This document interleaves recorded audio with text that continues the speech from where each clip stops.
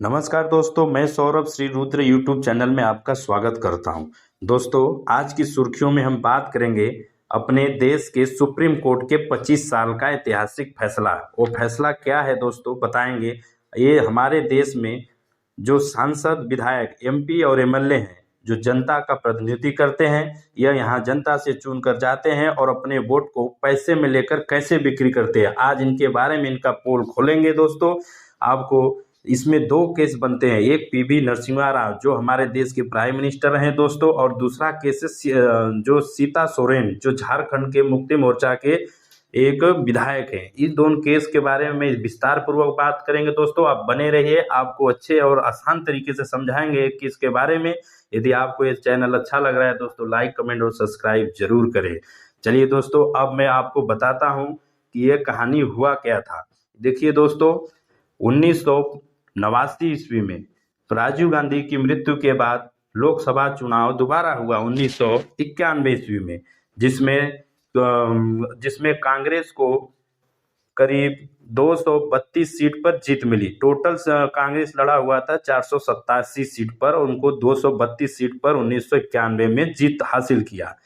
दोस्तों, जीत बहुमत के लिए 272 कांग्रेस को चाहिए था। बाकी उनके यूपीए का जो सहयोगी दल थे, उन्होंने मिलकर सरकार बनाया, और सरकार बनाने में कोई गांधी परिवार से नहीं था। उन्हीं के कांग्रेसी पार्टी से PV Narasimha Rao prime minister बने 1991 में। जब ये बने तो दोस्तों, एक चीज और बता दूं, उस समय देश की इतनी आर्थिक स्थिति खराब था कि अपने देश का सोना भी गिरवी रखने की हालत आ गई थी। उस समय के तत्कालीन वित्त मंत्री हमारे मनमोहन सिंह रहते। हाँ दोस्तों, जो आप ये सुन रहे हो, प्रधानमंत्री मनमोहन सिंह थे। उस समय उनके कांग्रेस में ही वित्त मंत्री रहा करते थे।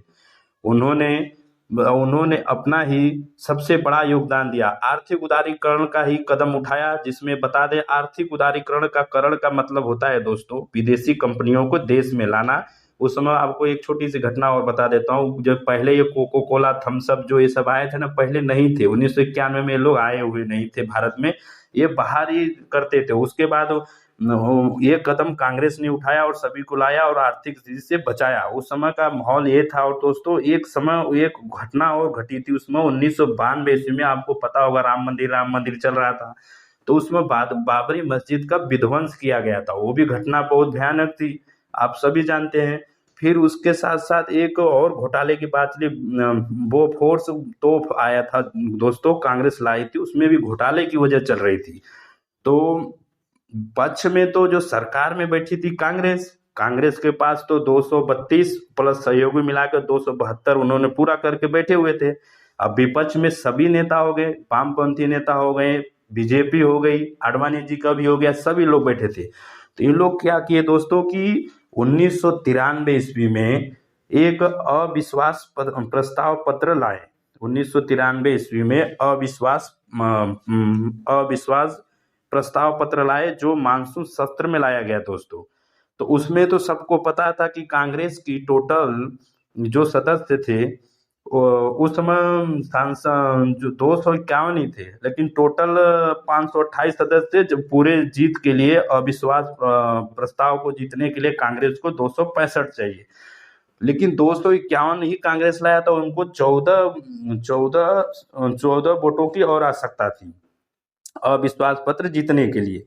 तो दोस्तों, इसमें क्या हुआ कि जो कांग्रेस की तरफ कांग्रेस की तरफ से राष्ट्रीय मुक्ति मोर्चा का जो आरोप था कि हमारे चार सांसद और 12 विधायक को खरीदा गया। और इन्होंने दोस्तों 1993 ईस्वी में सीबीआई के हेडक्वार्टर में जाकर एक कंप्लेंट दर्ज कराया, शिकायत दर्ज कराया, कि बताया कि झारखंड मुक्ति मोर्चा के 4 सांसद और 12 विधायक जो थे 3 करोड़ रुपए में बिके हैं। वो जो 50-50 लाख रुपए के करीब लिए थे इन लोगों ने।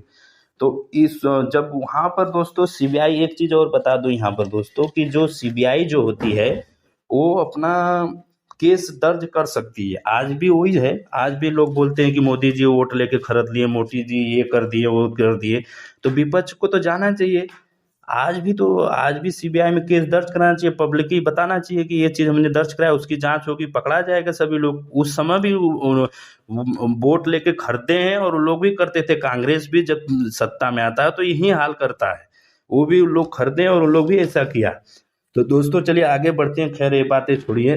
फिर उस समय केस दर्ज हो गया दोस्तों। दर्ज होने के बाद जब सीबीआई ने केस दर्ज कर लिया तो दोषी पाया। दोषी कौन कौन था? स्वयं प्रधानमंत्री पीवी नरसिम्हा राव पर लगाया गया केस में, और तत्कालीन मुख्यमंत्री थे जो वहाँ के, क्या बोलते हैं, नहीं दोस्तों, पूर्व मुख्यमंत्री जो शिबू सोरेन, हेमंत सोरेन के परिवार है, शिबू सोरेन थे।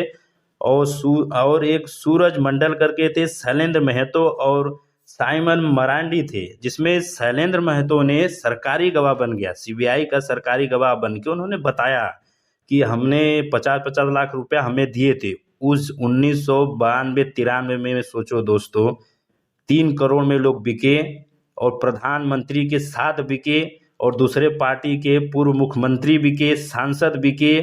उस जमाने में बताओ कोई सोशल मीडिया था और कोई उन लोगों को बताने वाला था?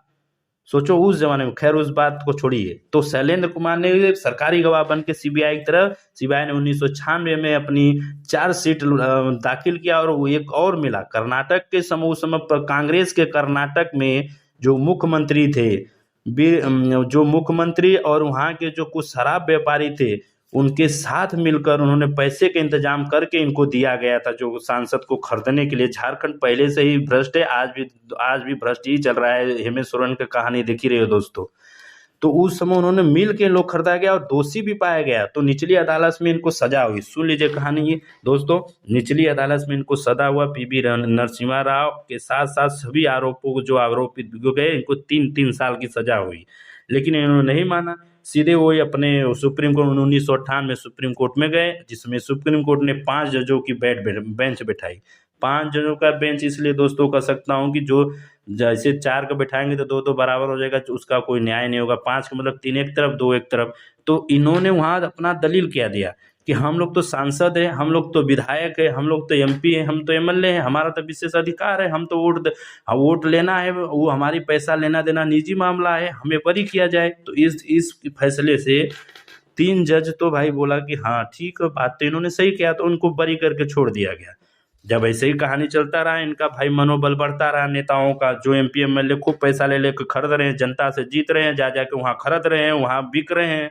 तो ऐसे ही केस आया था 1908 ईस्वी में, 2000 नहीं सॉरी दोस्तों, 2008 ईस्वी में बीजेपी के सांसदों को खरीदने के लिए यूपीए सरकार ने उस समय तत्काल ही उन्हें पैसे की गड्डी देकर, आपको न्यूज में देखे होंगे कहीं आप, वहां पर पैसे की गड्डी लेके लोकसभा में दिखाया गया कि हमें यूपीए के सरकार ने खरीदने के लिए इतना पैसा दिया।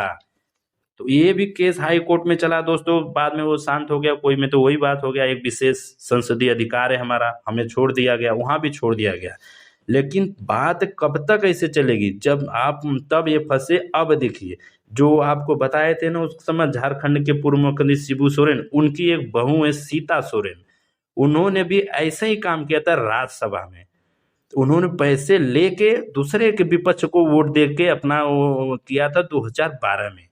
जब उनके ससुर ने कर रखा है तो उनका भाई बहू में तो उनसे क्या, वो तो उनसे भी आगे निकल गई।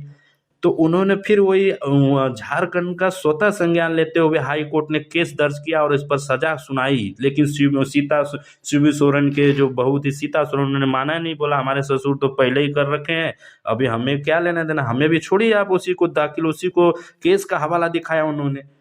तो इस बार हमारे जो सीजीआई चंद्रचूड़ साहब हैं, उन्होंने सबसे बढ़िया और सबसे अच्छा वो किया। जो 5 जजों का बेंच था उसको अभी 7 जजों के बेंच में बदला, और स्वयं उसके फैसला को बदल कर बोला नहीं, आप सजा के हकदार है, ऐसा नहीं कर सकते, पैसा लेके आप वोट नहीं दे सकते, आप जनप्रतिनिधि हैं, आप ऐसा काम नहीं कर सकते। दोस्तों एक चीज़ और बता दें, हमारे आर्टिकल में लिखा हुआ है, जो आर्टिकल आपका 105(2) है, और आर्टिकल 194(2) में लिखा हुआ है, इनको विशेष अधिकार मिलता है। जो आर्टिकल 105(2) क्लास है वो, उसमें राज्य सांसद होते हैं जो लोकसभा में, और विधानसभा में 194 इनको विशेष अधिकार मिला था। अब उस अधिकार को बदल दिया गया है दोस्तों। अब आज से आगे अगर जो भी ऐसा कार्य करेगा या करते हुए पाएगा जनप्रतिनिधि, उसे सजा होगी और जेल भी होगा, ऐसे हमारे सीजीआई चंद्रचूड़ साहब ने कहे। बहुत ही ऐतिहासिक फैसला है दोस्तों। यह जानकारी आपको कैसी लगी, लाइक कमेंट सब्सक्राइब जरूर करें। जय हिंद।